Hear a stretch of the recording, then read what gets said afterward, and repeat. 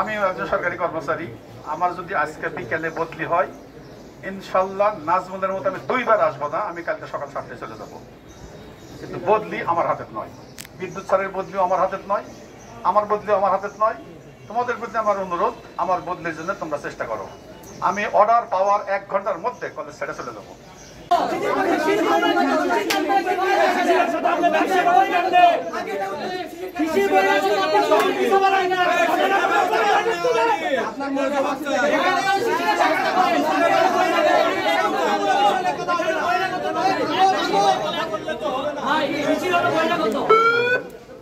সবাই কথা বলবেন না, একজন একজন কথা বলেন। এই জন্য বলছিল যে আপনার প্রতিনিধি ভিতরে আসেন, তাহলে আপনারা কথা বলছেন।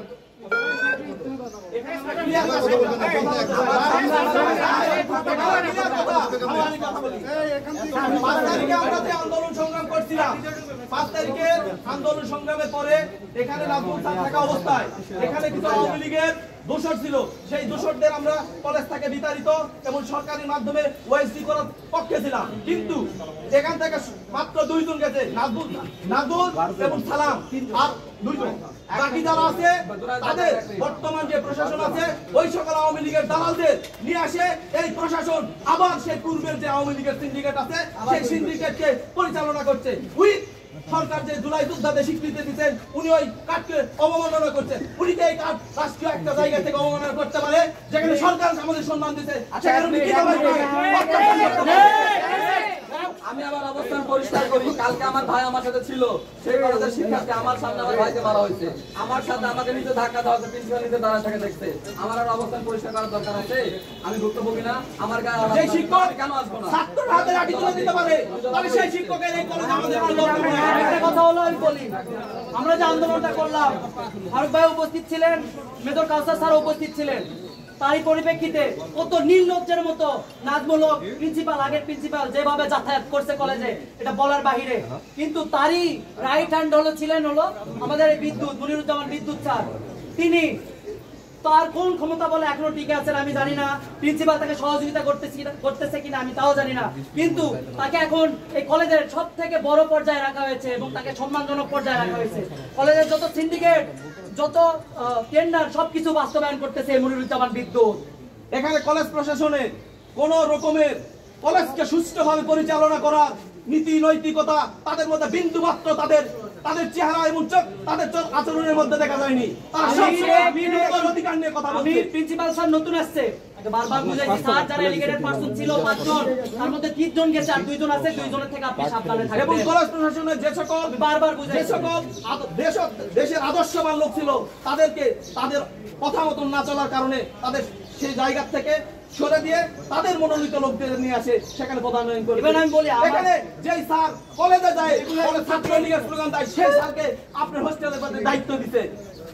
এবং বর্তমানে আপনার হচ্ছে যেগুলো রোভার, আপনার হচ্ছে স্কাউট, প্রত্যেকটা জায়গায় এখনো পর্যন্ত ছাত্রলীগের ছেলেপেলে তাদের প্রোফাইলে বলে জিয়ারত মজিবের আদর্শ নিয়ে আমরা লালিত হই, সেই ছেলেপেলেদের দিয়ে এই প্রশাসন এখনো পর্যন্ত সেই কর্মকাণ্ড করে নাই। এবং আমাদের 5 আগস্টের পর নওগাঁ সরকারি কলেজে যে স্বৈরাচাররা ছিল, স্বৈরাচারের দোষররা ছিল, তাদেরকে দমনের ক্ষেত্রে আমরা 3 জনকে দমন করতে পারছি, কিন্তু 2 জনকে পারি নাই। জানি না তারা, আমি বলতেছি। তারপরে আমাদের একজন মামা, যে মামারা আমাদের সাথে সংযুক্তি জানাইছিল, তাদেরকেও চাকরি থেকে অব্যাহতি দেওয়া হচ্ছে এই 2 দিন আগে। তাদেরকে আজকের মধ্যে রিটার্ন ব্যাক করাতে হবে কলেজে এবং সম্মানজনক জায়গায় ওই ছাত্রদের কলেজ থেকে এখান থেকে বিতাড়িত করার পদক্ষেপ নিতে হবে। যে সকল আওয়ামী লীগের দোষর, যে সকল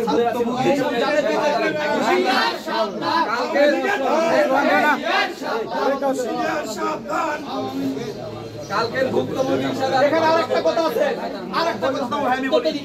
এখানে পরীক্ষা শাখায় হাজার হাজার টন, প্রায় একটা হাজার টন নিতে হয়। এখানে সাধারণ শিক্ষার্থীরা আমি বলি কথাটা, পরীক্ষা দেওয়ার পরে তাদের কোনো সমস্যা হয়, সেই সমস্যার সমাধান কলেজ প্রশাসন সমাধান না করে সেই সাধারণ শিক্ষার্থীদের কাছ থেকে 2000-3000 টাকা নেয়। 14টা ডিপার্টমেন্টে যদি 10 জনকে থাকে তাহলে 140 জন 2000 করে নিলে তাহলে কত টাকা হয়? এই টাকা কোথায় যায়? প্রশাসকের কালো হাত ভেঙে দাও, ঘুরিয়ে দাও, অধ্যক্ষের কালো হাত ভেঙে দাও, ঘুরিয়ে দাও, বিদ্যুতের কালো হাত ভেঙে দাও, ঘুরিয়ে দাও। বিদ্যুতের পদত্যাগ, অধ্যক্ষের পদত্যাগ।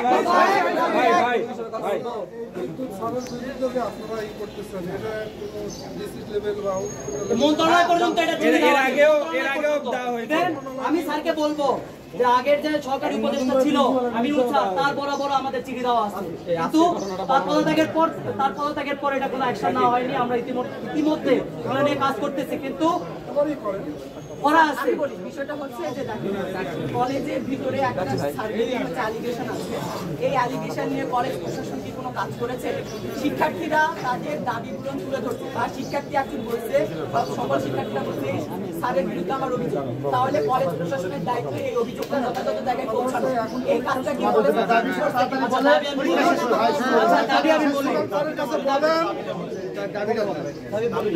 আজকের মধ্যে শিশিরের শাহরিয়ার শিশির এর ছাত্রত্ব বাতিল করতে হবে।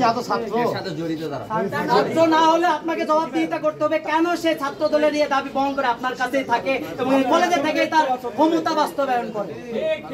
আর কালকে আপনার সামনে কেন ঘটনা ঘটলো আপনি প্রতিবাদ করলেন না, এটা বলেন। মারুফের ছাত্রত্ব বাতিল করতে হবে।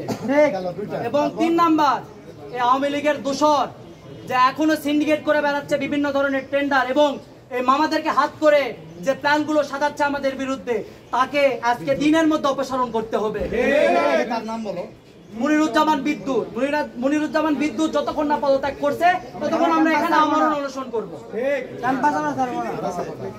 নেক্সট, এই কলেজের কিভাবে শান্তি প্রতিষ্ঠা করা যায়, যে অরাজকতার সৃষ্টি হয়েছে তার থেকে কিভাবে কাজ করবে সেই ব্যক্ত আমাদের কাছে বাস্তবায়ন করতে হবে। আর মামার বিষয়, আরেকটা মামা আমাদের কলেজের মামা যে আমাদের আন্দোলনে ছিল, আমাদের সাথে ছিল, নামটা কি জানি? নামটা বলেন আপনারা, নামটা বলেন কাকে কাকে কি করছেন আপনারা বলেন, কাকে শুনতে পাচ্ছেন? কাকে উপাধি দিয়েছে? আচ্ছা আচ্ছা, এই যে বলতেছি, নুরুল আমিন, অফিস সহায়ক, দৈনিক মজুরি ভিত্তিতে মেন গেটে থাকে। নুরুল আমিন, তাকে আমাদের আন্দোলনে তিনি সংযুক্তি পোষণ করছিলেন দেখে তাকে অব্যাহতি দেওয়া হয়, কলেজের গেটম্যান।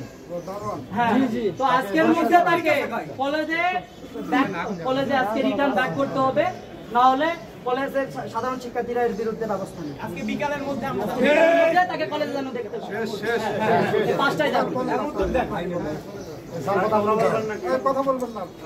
নওগাঁ সরকারি কলেজ একটি সরকারি প্রতিষ্ঠান। এই কলেজটা সরকারের নিয়মে চলে। আমিও একজন সরকারি কর্মচারী। আমার যদি আজকে বিকেলে বদলি হয়, ইনশাল্লাহ নাজমুলের মতো আমি 2 বার আসবো না, আমি কালকে সকাল 7টায় চলে যাব। কিন্তু বদলি আমার হাতের নয়, বিদ্যুৎ স্যারের বদলিও আমার হাতের নয়, আমার বদলিও আমার হাতের নয়।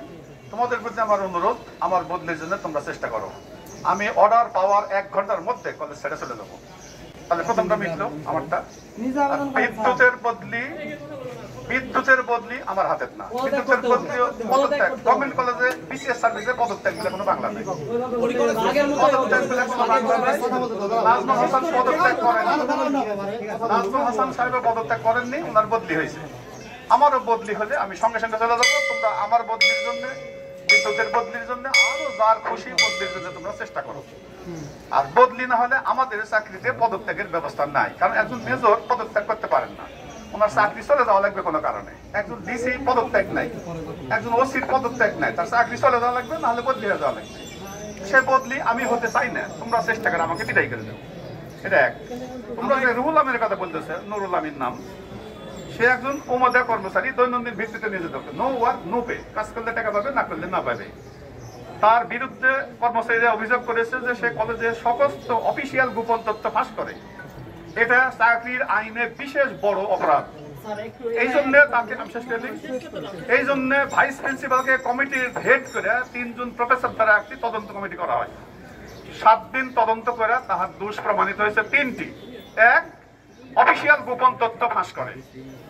2, সে বেসরকারি কর্মচারীদের কাছ থেকে চাকরি সরকারিকরণ করবে এই লোভ দেখায় 5-7 বছর ধরে প্রতি মাসে 400-500 টাকা চাঁদা তুলে বলে যে আমি ঢাকায় যাচ্ছি, তোমাদের চাকরি আমি সরকারি করে এসে দেবো।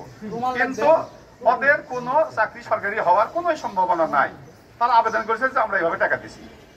আর দ্বিতীয় কথা হলো প্রিন্সিপালের কোনো আদেশ সে মানে না। এরকম একজন লোকের চাকরি প্রিন্সিপালের হাতে তোমার আর লাগবে না। আমাদের কাছে এরকম 70 জন কর্মচারী আছে, সরকারি পদ শূন্য হয়, সরকার লোক দেয়নি বলে দৈনিক মজুরি ভিত্তিতে এখানে কাজ চলে। তাদেরকে যে কাজ করা হয় তাদের চাকরি সরাসরি প্রিন্সিপালের এক হাতে হয় থাকবে না হয় থাকবে না। কিন্তু আমরা এত নিষ্ঠুর না করে আমরা তদন্ত করেছি যে তার অভিযোগ সত্যি না মিথ্যা। তার 3টা অভিযোগ গুরুতর সত্যি প্রমাণ হওয়ায় সেই কমিটির সুপারিশের ভিত্তিতে তাকে বাদ দেওয়া হয়েছে। এটা হলো অফিসিয়াল, এই কাজটি করা হয়েছে, এটা আমার ব্যক্তিগত নয়। তাকে ভাইস প্রিন্সিপালের নেতৃত্বে কমিটি করে তদন্ত করে দোষ প্রমাণিত হয় তাকে বাদ দেওয়া হয়েছে। যদিও চাকরির আইনে তাকে বাদ দিতে তদন্ত নিষ্প্রয়োজন, কিন্তু আমি করেছি কারণ আমি তাকে চিনি, তাকে আমি দেখেছি যে সে এখানে 20 বছর চাকরি করছে। ফলে তাকে বাঁচানো যায় কিনা এই জন্য আমি নিজের ক্ষমতা না খাটায় আমি একটা প্রসেসে দিছি। তারা 7 দিন ধরে 15 জন লোকের সাক্ষী নিয়ে বলেছে যে সে এই 3টি মারাত্মক অপরাধ করেছে। এই জন্য তাকে ফেরত আনা সম্ভব হচ্ছে না, কারণ সে আমাদের চাকরি নয়, আসলে সুমতা কর্মচারী। অভিযোগ করেছে কর্মচারী, প্রমাণ তো তদন্ত কমিটির কাছে আছে, তার ভিত্তিতে কাজটা হয়েছে। আমি একটা স্বাক্ষর করেছি তাদের সুপারিশের ভিত্তিতে এটা। আর আমার জানা মতে নওগাঁ কলেজে এখন শান্তি বিরাজ করছিল গতকাল পর্যন্ত। শিশির আর ওই ছেলে আমার জানা মতে এখন কথা বলেন না, স্যারের কথার মাঝখানে কথা বলবেন না, শেষ করতে দেন স্যারকে। কলেজের শান্তি বলতে এটা তো বাড়ি নয়, এখানে 20,000-এর বেশি ছাত্র আছে। তোমরাই বলো সবাই ভালো নাকি? 20,000 ছাত্র সবাই ভালো, খালি মাস্টার কয়টা খারাপ। ব্যবস্থা তো নিতে হবে। আচ্ছা, ব্যবস্থা যেটা আমার হাতে সেটা আমার নেওয়ার ক্ষমতা আছে, যেটা আমার হাতে নয় সেটা আমি পারবো না। আমার যেটা ক্ষমতার মধ্যে পড়ে সেটা আমি নেব। আপনি কি ব্যবস্থা নিয়েছেন স্যার কালকে ঘটনার পর? কালকে ঘটনার পর আমি ব্যবস্থা নিয়েছি যে কলেজের ভিতরে 2 জন বহিরাগত, আমি এইটুক দেখতে পাইছি যে ওইখানে একটা জটলা হচ্ছে। একজন ছেলে আমি চিনি না, ওকে আমি আগে কখনো দেখিনি। ওই কালকে যারা মারামারি করছে মার খাইছে, আমি তাকে আগে কখনো দেখিনি। আমি 20,000-এর মধ্যে একজন ছাত্রকে দেখিনি, এটা সোজা। কিন্তু আমি প্রিন্সিপাল, আমাকে দেখেনি, এটা কিন্তু অসম্ভব। আমি সেটা বলিনি। ওই ছেলেটা আমাকেও দেখেনি জীবনে, এটা কিন্তু অসম্ভব। আমি দেখিনি, এটা হতে পারে, কারণ ছাত্র 20,000, আমি একজন লোক সবাইকে দেখিনি। কিন্তু আমি প্রিন্সিপাল একটা, আমাকে সে কোনোদিন দেখেনি, এটা হতে পারে না। যাই হোক, আমি দেখলাম যে ওখানে একটা জটলা হচ্ছে। আমি এখানে আমার এক মিস্ত্রি কাজ করছে, আমরা ওখানে দাঁড়ায় আছি, 3 জন শিক্ষক, 3-4 জন পিয়ন, আরো কিছু ছাত্রছাত্রী দাঁড়ায় আছে। আমরা এখানে নিজেদের মধ্যে গল্প করছি। তা আমি শুনেছি, আমি ওখানে কখনোই যাইনি, আমি শুনেছি যে ওই ছেলে বেল্ট বা খুলে লিয়া ওই 4-5 জন ছেলেকে মারা শুরু করছে। এদের গন্ডগোল হচ্ছে।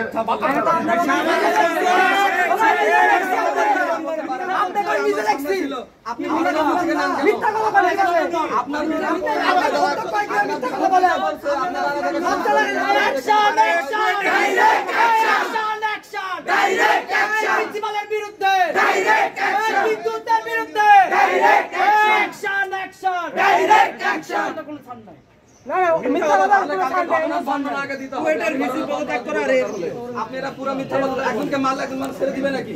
আপনি 10-8 জন আপনি সেরা বললেন না কেন? আপনি সেরা বললেন না কেন? কেন কেন শেষ হবে না কেন? না উনি আগে উল্টা বলে যে মিথ্যা কথা বলতে ঘটনা শুরুটা বলেন। আপনার বিদ্যুৎ স্যার বলছে মারো মারো দেখে নিব কে কি করতে পারে, আপনি সেখানে সমর্থন দিচ্ছেন। আমি নিজে কানে শুনছি, নিজে কানে আমি শুনছি। ওই মুখে হাসি রেখে শয়তানি করেন না।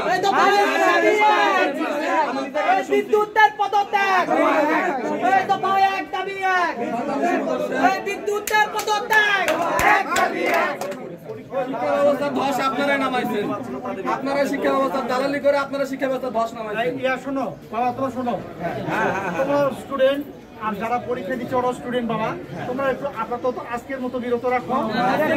আমরা এখানে বসে কোনো আওয়াজ করবো না, বসে থাকো। স্যার আপনার কথা শুনবো, উনি ঘটনা অন্যদিকে প্রভাবিত করছেন না, আমার কেন? আমি বলি শোনো, আমি এখানে আসতে পারি না, আমাকে মারো ভাইরে মারছে, আমার সামনে নিউজ দ্বারা থেকে আসবো না, ঘটনা অন্যদিকে নিচ্ছে কেন? কৌশল করেন, আপনারা কৌশল করেন, করতেছেন আমাদের সাথে।